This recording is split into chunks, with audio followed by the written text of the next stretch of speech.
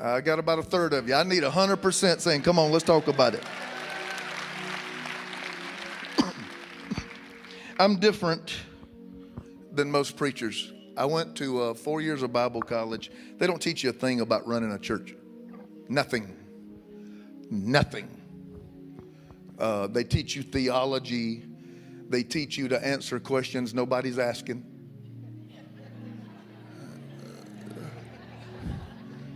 Stuff that really has nothing to do with people working and managing a family and managing a career. That nothing. And I was fortunate to get around some very, very powerful businessmen who taught me how to run something and run it efficiently. And I'm grateful for that. I run a very tight machine. I run a very lean machine, very lean. It's amazing the horsepower we're pumping out of here. If you came to my staff meeting, there's just a handful of people sitting in it. And we've managed to keep all of our costs down, and especially for this area of the nation, we have a pretty streamlined budget. Two things culturally I need to speak to you about. Whenever I'm gone, there are over 5,000 churches in America now that do church by video. The two largest churches in America, Life Church out of Norman, Oklahoma, and Church of the Highlands out of Birmingham, Alabama, both have over 60,000 people on Sunday. Both have 26 campuses. And the campus that the pastor is physically at is the least attended. All of them are video campuses. They have great community. They have great family. They have a great culture.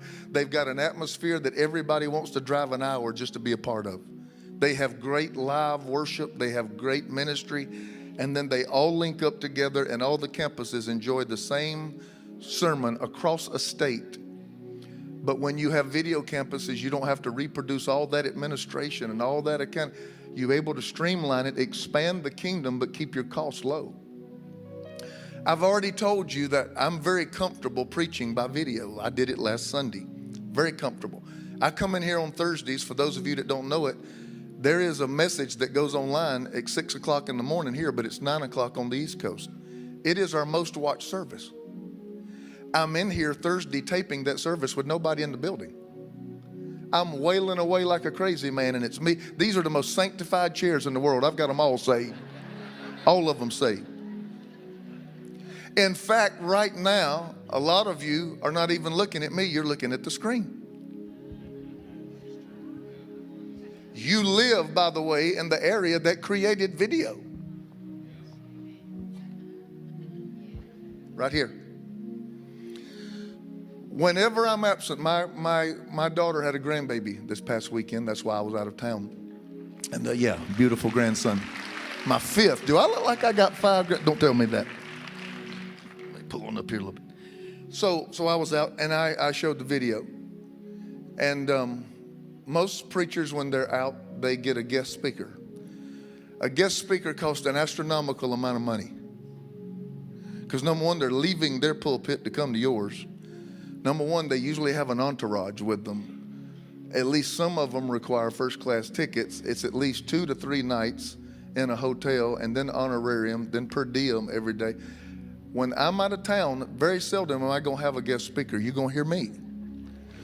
Because I'm going to save that money. And why? Because I don't mind preaching by video. And number 3, the service don't change much. There's very little difference between me being here and me doing it by video. Having said that, last week, I do know that the 49ers played at 1 o'clock. And I do know that I was out of town. And I do know that Ron Carptener only has a year here. And he's still establishing the way he does ministry. And I said all that to say this. Last week, we missed budget by over $100,000. You heard me right. Except you went, oh, it felt like somebody hit me in the gut with a 2x4. This is about a $12 million a year church. That's about $262 a week. Last week we missed budget. That's never happened before. We missed fixed expenses by over $100,000. So what do you think was in my mind all week last week? What was in your leader's mind? Come on, say it. What was it? How in the world are we going to make that up? Because we're not built yet. We don't have enough tenure yet, reserves yet to take any kind of hit like that. And that's just $100,000 that comes right straight out of reserves to pay bills. Tithing, stay with me. Don't be looking at my red shoes. Just listen to me. Hallelujah. My wife made fun of me when I bought these. I said, they'll like them. You just watch. I saved myself this time. Tithing is 1/10 of your income that God says belongs to Him. It's how God runs His country. This is God's country.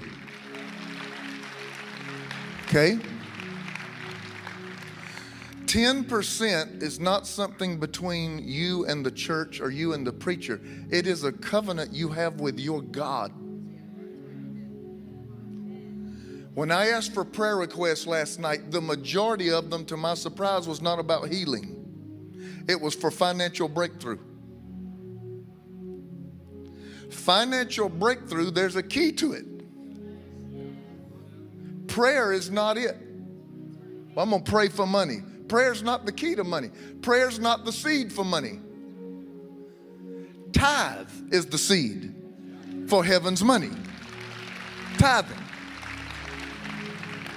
And the property we buy and the buildings we build, and we just bought local time on KRON. I don't know if you know that. Your church is now on KRON, local time. We're trying to affect this region. The airtime that we buy, the equipment that we have, the heat and air bills that we pay, and all the utilities and all of the missions that we do and all of the stuff that we provide, it all comes from the tithe. So God runs His country on 10%. I wish the U.S. government could get a hold of that. God runs it a whole lot leaner than the American government does. 10%. When it blesses you and you don't turn around and bless it, then you diminish it. If I'm in a relationship with you and you're always giving me encouragement, and you're always giving me hope, and you're always putting faith in me, and you're always checking on me, and you're always telling me happy, and I never give back, what's happening? I'm being encouraged at the expense of you being diminished. No one can exist very long in a relationship like that. I am a tither if the 49ers are playing or not. I'm a tither if my pastor is here or not. I'm a tither if I'm on vacation, if I'm in Zimbabwe doing a crusade. Come on, somebody. If I'm in London, if I'm preaching, if I'm here in San Jose, I am a tither. Don't you ever let the house of God struggle. Don't ever let the house of God struggle. We need budget today and $100,000 over it. And I said, you know what? Instead of just coming out here and making out like nothing's wrong, I'm just going to do straight talk.